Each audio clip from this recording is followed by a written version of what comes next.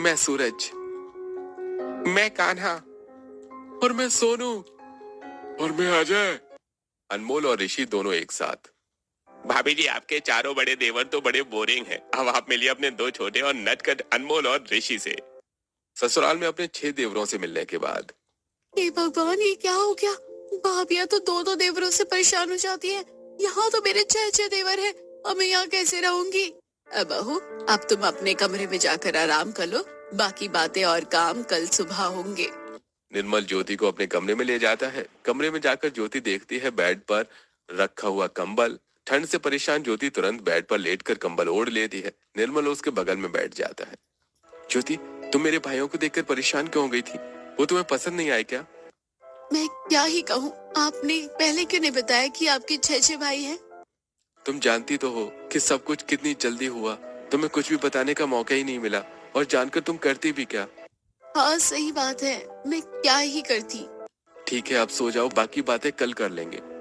निर्मल के कहने पर ज्योति आंखें बंद करके सोने की कोशिश तो करती है, लेकिन टेंशन में उसे नींद नहीं आती।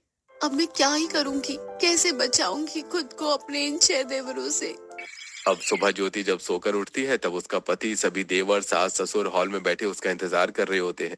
वो फटाफट रूम से अटैच बाथरूम में नहाकर बेड पर रखी अपनी सास की दी हुई साड़ी और जैकेट पहनकर हॉल में आती है।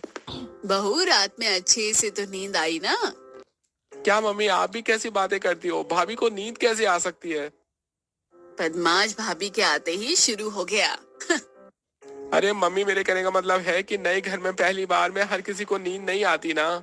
हाँ, मैं तेरे मन की बात समझ रही हूँ। अब तुम सभी भाई मिलकर अपनी भाभी की पहली रसोई में मदद करो। न चाहते हुए भी ज्योति अपने 6 देवरों के साथ मॉड्यूलर किचन में जाती है।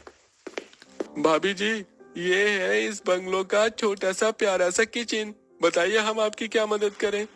नहीं देवर जी, मुझे आपकी कोई मदद नहीं चाहिए। मैं अकेले ही सब कर दूंगी। भाभी जी, आप घबरा क्यों रही हैं? हम है ना, आपको अकेले कुछ करने की जरूरत नहीं है।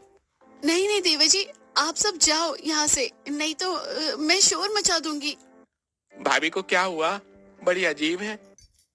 ज्योति के सभी देवर किचन में निकलकर हॉल में सब लोगों के साथ बैठ जाते हैं। कुछ देर बाद ज्योति किचन से खीर बनाकर लाती है और सभी को सर्व करती है। खीर खाने के बाद उसके सभी देवर मिलकर उसे डायमंड नेकलेस गिफ्ट करते हैं, लेकिन ज्योति। नहीं, मुझे कुछ नहीं चाहिए।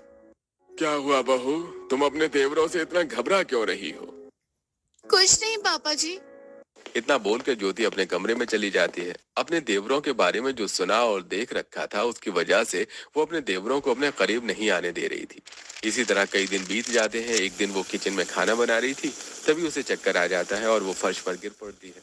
और जब आंख खुलती है तो खुद को अपने कमरे के बेड पर और अपने सामने पूरे परिवार को खड़ा पाती है।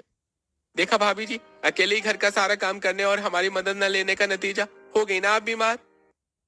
अरे, आज के बाद आप घर का कोई काम अकेले नहीं करेंगी।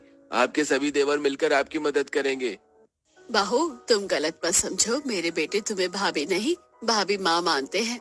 ठीक है मम्मी जी, जैसा देवर जी चाहे वैसा करें। उस दिन पहली बार ज्योति अपने देवरों की मदद एक्सेप्ट करती है। तो ठीक है, आज से मैं और कान्हा किचन का काम संभालेंगे। अजय और अनमोल घर की साफ सफाई और सोनू और ऋषि बाकी बचे काम करेंगे। इस तरह जब तक ज्योति ठीक नहीं होती तब तक उसके सभी देवर घर की सारी जिम्मेदारी संभाल लेते हैं। और जब वो पूरी तरह ठीक हो जाती है तब पूरा परिवार रात के समय बंगलो के लॉन में बोन फायर के सामने गर्म कपड़े पहने बैठा बातें कर रहा था। तभी ज्योति। देवर जी, आप सब मुझे माफ कर दीजिए। मैंने आप सभी को बहुत गलत समझा था। मैंने अपने आसपास जैसे देवरों को अपनी भाभीयों के साथ बर्ताव करते देखा तो मैं आप सबको भी वैसा ही समझ बैठी थी। लेकिन अब मैं समझ गई हूँ कि हर एक देवर एक जैसा नहीं होता है। कोई बात नहीं भाभी जी, इतने बड़े परिवार में छोटी मोटी गलतफहमियां होती रहती हैं। हाँ, वो गलतफहमियां समय रहते दूर हो जाएं, तभी रिश्ते मजबूत होते हैं। तुम्हारा बड़ा देवर सही कह रहा है बहू। अगर गलतफहमियां दूर ना हो तो परिवार टूटते देर नहीं लगती। भाभी जी, अब जब आपकी गलतफहमी दूर हो ही गई है और आपने हमें अपना मान ही लिया है, तो फिर बताइए, आपको चिंता किस बात की है? वैसे मैंने अपने दिल की बात आज तक किसी से नहीं कही, लेकिन आज बताऊंगी अपने देवरों से सब कुछ। लेकिन आज बताऊंगी अपने देवरों को सब कुछ। ज्योति के सभी 6 देवर उसके करीब आकर, जल्दी से बताइए भाभी जी। मेरे 3 बड़े भाई थे और चौथी मैं पैदा हुई। मेरे पैदा होने के बाद मेरी माँ मुझ पर ज्यादा ध्यान देने लगी, जिस वजह से मेरे पापा और दादा दादी को लगने लगा कि वो सभी घर वालों को नजरअंदाज करने लगी है, जिस वजह से वो सभी माँ से नाराज रहने लगे और बहस होने लगी।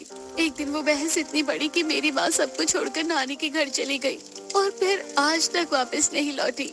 अपनी चिंता के बारे में बताती हुई ज्योति की आंखों से आंसू बहने लगते हैं। बस उन्हीं की चिंता मुझे सताती रहती है, न जाने वो किस हाल में होगी। ज्योति की आंखों में आंसू देखकर उसकी सास, तुम अपनी माँ की चिंता मत करो बहू, वो जहाँ भी है ठीक है। चलो ठीक है, रात बहुत हो गई है, अब सोना चाहिए। इतना बोलकर दीपेश जी और भावना जी वहां से उठकर अपने कमरे में चले जाते हैं। उनके जाने के कुछ देर बाद ज्योति और निर्मल भी अपने कमरे में चले जाते हैं। उन चारों के जाने के बाद, अरे भाई लोगों, अगर बहुत जल्द भाभी को उनकी माँ से नहीं मिलाया गया तो वो ऐसे ही चिंता में डूबी रहेंगी और बीमार पड़ती रहेंगी। बात तो एकदम सही है भैया, लेकिन ये होगा कैसे? न तो हमें उनका नाम पता है और न ही ठिकाना, और इस वक्त भाभी माँ से उनकी माँ के बारे में पूछना सही नहीं रहेगा ना।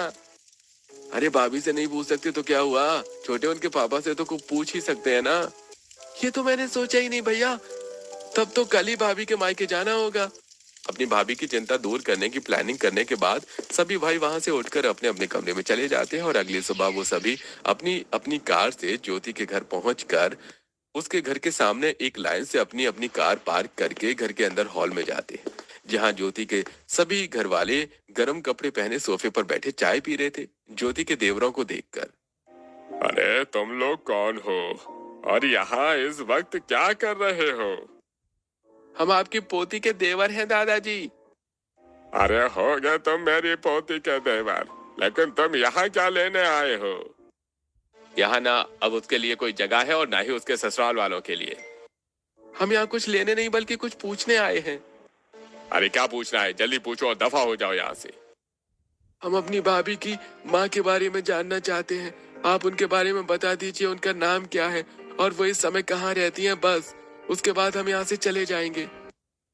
बड़ी बहू, पेन और पेपर लाना। तो किरण टीवी कैबिनेट के पास जाकर उसके ड्रॉर से पेन पेपर निकालकर तुषार को दे देती है, जिसमें उसमें अपनी पत्नी का नाम और पता लिखकर सूरज को देते हुए तुषार, इस कागज में मैंने ज्योति की माँ भावना के बारे में सब कुछ लिख दिया है, अब यहाँ दोबारा आने की कोई जरूरत नहीं है। सूरज दीपेश से पेपर लेता है और अब भाभी को कभी भी उदास नहीं रहना पड़ेगा।